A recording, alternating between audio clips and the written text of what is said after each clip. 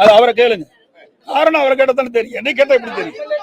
அவரை போய் கேளுங்க சார், நீ அவரை கேளுங்க, ஏன் தவிச்சுன்னு அவரை கேளுங்க. இதெல்லாம் இங்க கேட்கிற கேள்வி இல்ல.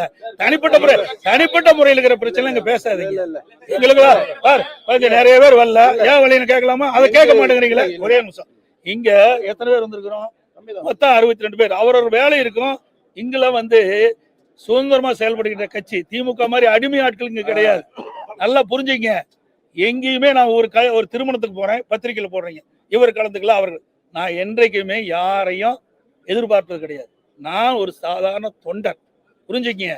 தலைவன் கிடையாது. திமுக மாதிரி வாரிசு அரசியல் இங்க கிடையாது.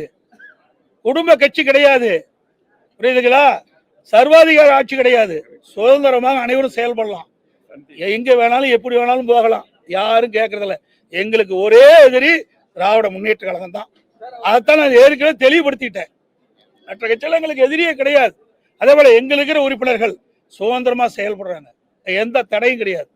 எந்த கட்சியிலும் இப்படிப்பட்ட சுதந்திரம் கொடுக்கல. அதிமுக சுதந்திரம் கொடுக்கல. ஏன்னா நாங்களே இவங்களோடு இருந்து பணியாற்றியவர்.